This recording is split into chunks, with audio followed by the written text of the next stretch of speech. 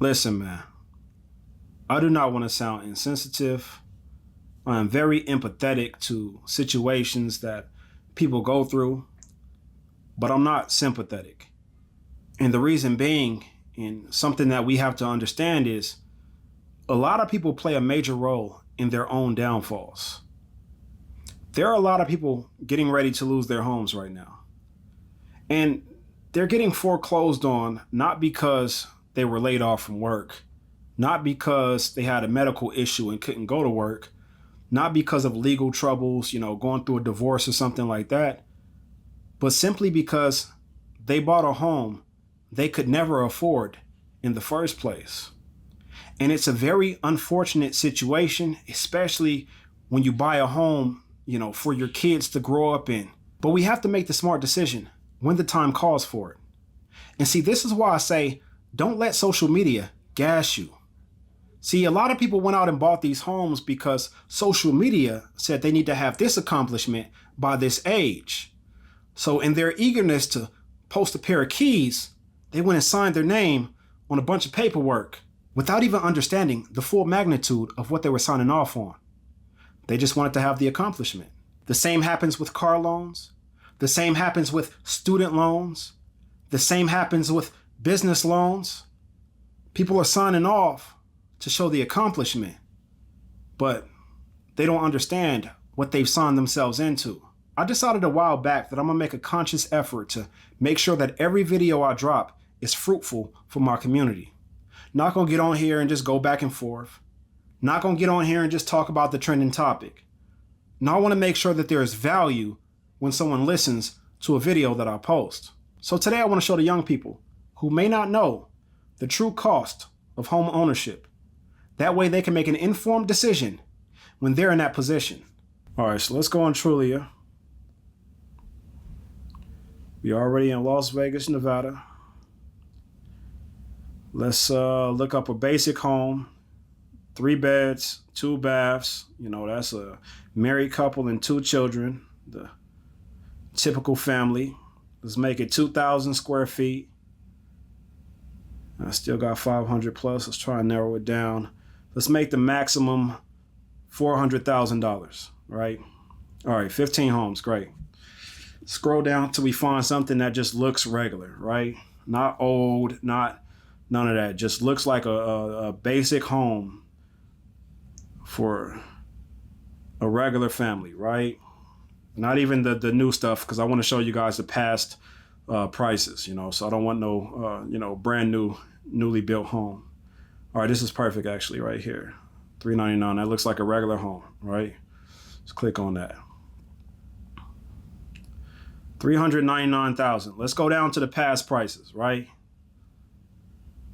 You can see in March 31st of 2008, the home was sold for $243,000. On July 7th, 2021, the home was sold for $320,000. Now it's $399,000. That's the numbers we have to work with. Now let's go plug it into our mortgage calculator and let's do some math on the numbers that we were given, right? So we got 240, 320, 399, or 243, 320, 399. And that's what we're going to work with. Actually, we're just going to work with the 240 and the 399. I'm going to show you guys just, some different numbers to show you how important certain things is. The amount of down payment, because that determines whether or not you have PMI. Show you guys, the difference between putting down that 20% and, only putting down 5% down, and the difference, in interest over time that becomes, right? So you guys can make an informed decision. Understand the true cost of home ownership, all right? So let me get into it. All right, what am I doing here? All right, here we go. Mortgage calculator. Home value 400,000. No, let's start with the 243. All right, and we're gonna put the down payment at 20% because that's what deactivates the PMI, private mortgage insurance. It says PMI 0.5%. Let's go ahead and make that 0.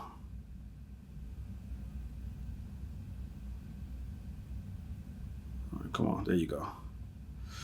All right, boom. Well, that looks good. Long term, 30 years. Home insurance, $2,400 a year. Property tax, $2,700. Let's calculate that. And what do we have here? All right, and your initial monthly payment is $1,820.39. There is no PMI because, you know, the 20% was put down. Now this is, remember, you know, back in 2008, the 243,000, right? Let's see what we have here. You know, obviously the loan payoff date will be April of 2054. Understand that is a 30-year thing. Now, obviously, you can get a loan and you can, you know, you can get a 15-year loan. You can get a loan that allows you to pay off without penalty and knock that down before then. But a lot of people don't, right? A lot of people are just, you know, buying what they can afford. And if you're only buying what you can afford, that means you don't really have the money to put down extra. And so that's a 30-year commitment. Remember that, all right? So we have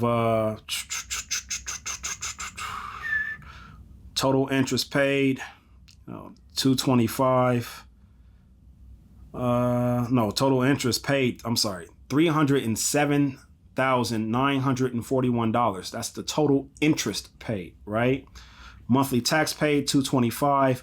Monthly tax, total tax paid, $81,000 by the end of the loan.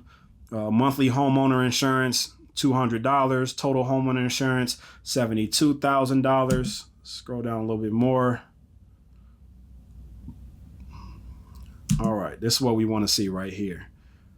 Annual payment amount, meaning the amount that you're going to pay on that home every single year, $21,844.72. And the total of 360 payments, 30 years worth of payments, $655,341.52. That was 16 years ago when this home sold for $243,000, you know, and that's with 20% down and all of that. All right, let's move on to the next thing.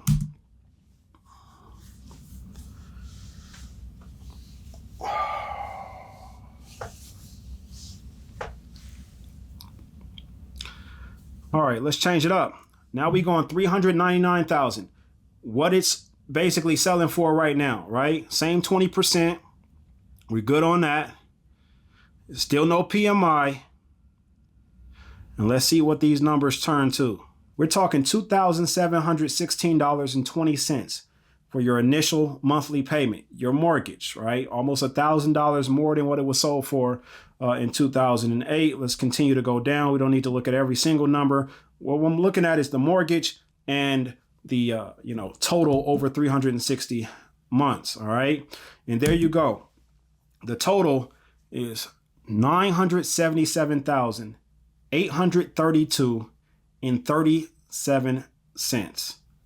That is a $300,000 difference, okay, off of a price that is $150,000 more, right? And hold on, I think it's more than 300,000. Let me look at this really quick. Let me go back to what it was right here. Let's go. 655, 341.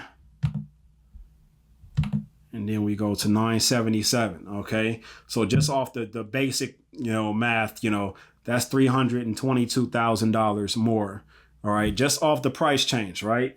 But that's with, 20% down and all of that. All right. Let's check out the numbers if we didn't put 20% down. Right. So home value, $399,000. Instead of the 20% down, we'll go 5% down. All right. In fact, hold on. Let me do this real quick. So we 5% down now. The monthly cost of the mortgage, $3,303.74. All right. Because now we're paying PMI. And PMI is going to cost you an extra $157.94 for 139 months. All right. Almost half of, your mortgage payments is going to have the PMI. And that PMI is going to cost you an extra $21,000 $953.31 because you didn't put down 20%. All right. You put down that 5%, which came out to $19.95. All right. Let's continue going down. All right.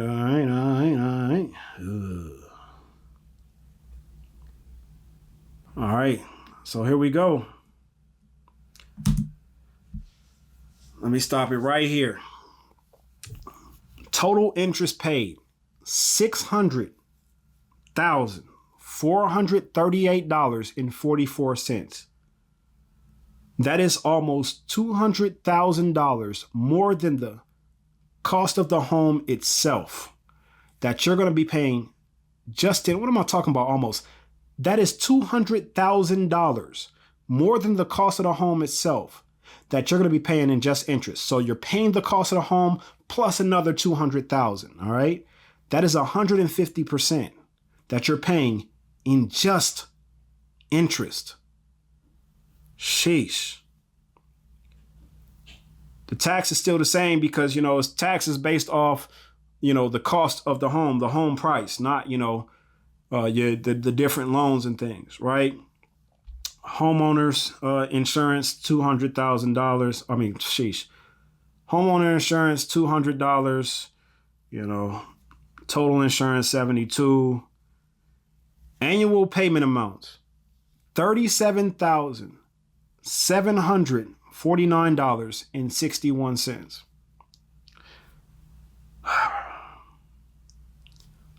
Total after 360 payments, $1,154,441.75. Now, understand, this is just the basic cost. This doesn't take into account whether there's a homeowner association that you may have looked over, in your desire to just purchase the home. This doesn't take into account maintenance, upgrades you want to do to your home, or just things breaking down in the home, depending on how new the home is, when you buy it for that price. You can, pay a monthly home warranty, right? And you end up paying a $75 deductible or whatever. Or at least that's what it was back in 2008, when we got that home through my wife's aunt, right? We used to pay $75 when the dryer came out. They come and replace the dryer, or, they come look at the AC, things like that. But, the things that we had to deal with that home, we had to replace toilets. We had to replace floors, mold, and all kind of stuff. I might have pictures of when I, cut out the drywall to replace the mold, to clean up the mold, get rid of the mold, I want to say, right? And so if I have pictures, I'm going to show you guys that. In fact, these are the pictures here. You see this big old hole I put in the ceiling? See how I had to come down the wall? That's because a toilet overflowed. All right. This was the last day I drove transit because I quit the job because, they were like, you got to go to work, instead of allowing me to come, take care of the home. Right. So anyway, the toilet overflowed damn near all night, basically. Right. And, when I got up for work, I'm leaving, going down the stairs, and I just see it's a damn lake downstairs. You see what I'm saying? And so, at that point, I actually drove to the job like, hey, this is what's going on. I got a flood at my house. I got to go take care of that. I ain't got no landlord or nothing like that to do that for me. And they were like, yeah, you got too many miss outs. You know what I'm saying? So it's going to be your last one. So I said, man, well, it's been a pleasure. And I went home to take care of my home. Right. But that's beside the point. The point is all of the upgrades, the upkeep, the lawn equipment you got to buy, or, the people you got to pay to come around and do your lawn every 2 weeks or so. You see what I'm saying? It's so many costs. And this does not include any bills. The bigger the home, the bigger the power bill. Yeah, that's a whole lot of home you got to cool down. The bigger the gas bill in the wintertime, and the gas bill ain't cheap no more. The gas bill used to be an afterthought. The gas bill here in Vegas, that ain't cheap no more. I don't know what it is, across the rest of the country. You see what I'm saying? Trash and all of that. Water bill. It's a lot of things that are associated with owning a home that, young people need to be aware of before they sign their name on paperwork. All right. And, you know, I'm not trying to discourage anyone.